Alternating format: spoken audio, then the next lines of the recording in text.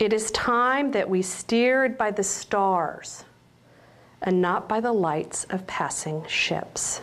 This is what's happening in our economy right now. A passing ship. A passing ship.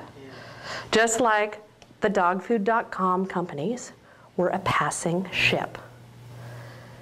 Good times come, good times go. And we would do well to learn something from our Buddhist friends who practice non-attachment.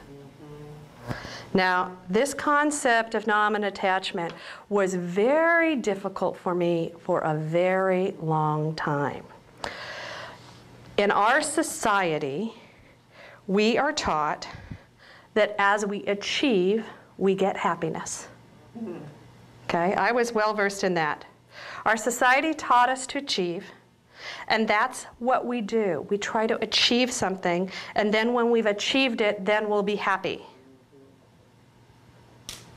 And what I hear a lot of people saying right now, there's a lot of discomfort in the world. I am not saying it's not true, but they're saying, I've lost everything I achieved. Well, that fear of what's next and that you've lost what you've achieved is not a reality. I thank my lucky stars for the fall of the dot-coms. I do not lament one day that I spent at Netscape. Not one day. It was a wild ride, and it was a lot of fun. But I don't go back saying, oh my gosh, the industry changed, AOL bought us, you know, they ruined everything. No, I'm happy about what I had. So let's talk about that a little bit. You know, I'm going to tell you a little bit about why I'm happy about that. Because there's a lot of people that are hitting up against a big disappointment for the first time right now. That's what's around us in our world. People who are feeling like, oh my gosh, it's all gone. And I have something to say because I've been there. I've watched a whole industry shift, change, morph. And so I've learned a little something about getting out.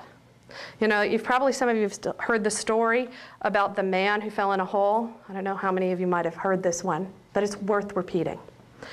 A man was walking home one night. He fell in a hole. And it was deep down in the ground. And finally, a priest walked by and looked down and said, "Son, may I help you?" He says, "Yes, I need to get out of this hole."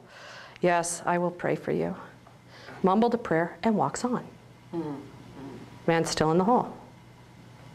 A second person came by. This one was a psychiatrist. "Son, can I help you?" "Yes, I need to get out of this hole." "Well, it really sounds like you're depressed. You know, you're really depressed, and here's a prescription, take this, and I'll come back in a week and we can talk some more about your feelings." But he's still in the hole. The third man comes along, and he says, "What can I do to help you?" He goes, "You know, I need to get out of the hole." And the man jumps down in the hole with him. Now what are we going to do? We're both down here. He goes, "But that's okay, because I've been in the hole before and I know how to get out." So here's how to get out. If you're feeling like things are failing, the first thing you need to know is that you have not lost all that you've achieved. Regardless of what you're looking at, you have not lost all that you've achieved. The second thing you need to know is the experts don't know anything about where your life is going next. And the third thing you need to know, and this is the most important, how you approach your life today will have more effect on your future than anything, any pundit, any commentator, any statistic that's being blared at you in the media can give toward your outcome of your next day. So let me talk about these three in detail. First, let's talk about the attitude that's created internally in us when we've lost something that we felt we worked hard to achieve, because that's a real feeling. I used to be an avid photographer. I would go on trips and it would be all about taking the pictures. I would sit for hours at a temple waiting until there was no tourists so I could get a picture with the monk and the bird and until one year I was traveling through Europe and I lost my camera. It wasn't so much the camera. I could get a new camera. But I had pictures in that camera that were gone. For days, I lamented over the pictures that I lost that were gone, until one day I had an epiphany. No one can take the memory of me being at that cathedral away. And when I had that epiphany, my rest of the trip changed. Instead of worrying and lamenting over the camera that was lost, I started enjoying the trip, capturing each moment in this camera, the one right here.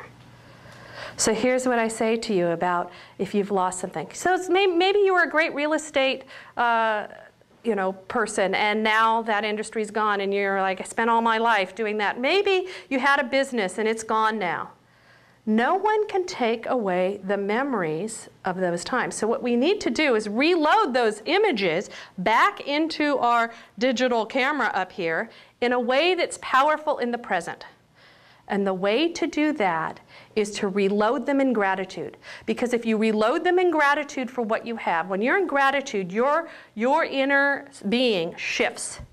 Your whole energy. Think about it. You can't be thankful for something without kind of shifting. So your mind, body, soul connects. And so you are now in a place of receptivity to bring more of that to you. Here's the other way you want to reload them. You want to go back through that photo album of historical events, the things that were good that you think you lost, and think, what was it about it that was good? What were the elements that I would want to carry forward with me? Going back to Netscape for me. What it was for me, I had a great and powerful team. They were creative. They were forward-thinking. It wasn't anything about a specific product in a specific industry. So that's what I reload. Great team, creative, forward-thinking. And that's what I will call forth next. Does this make sense? Yeah. Okay. Now, there is a problem in our society. And I want to just lay it out here because part of what's coming up in the fear, at least for me, I had to analyze it because I've been a metaphysician all my life. Where's my fear coming from? Most of us were raised by Depression generation parents or lived through it ourselves. So we have that history coming to us. So I want to tell you something about our culture. Our culture that we live in says it's a faulty paradigm. It's an old paradigm.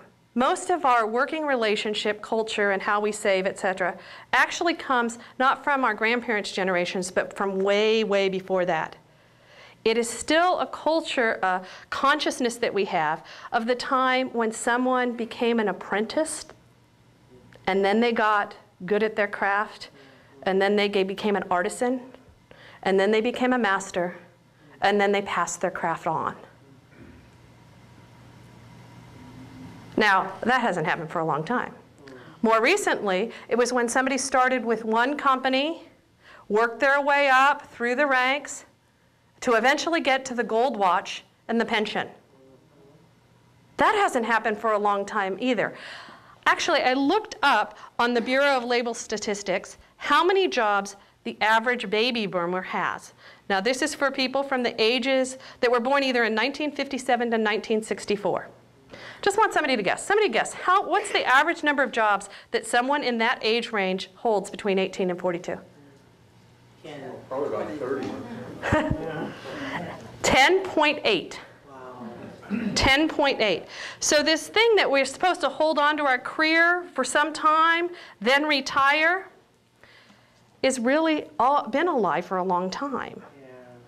So if you're losing where you currently work, it hasn't been a reality. It was just kind of a construct that we've been carrying over. How many of you still kind of work like the goal of work is to retire? Okay? The goal of work is to retire. The goal of work is not to work really, really hard and then one day retire and then you're going to be happy. That's not how work works. The goal of work is to work in a way that brings happiness to your life.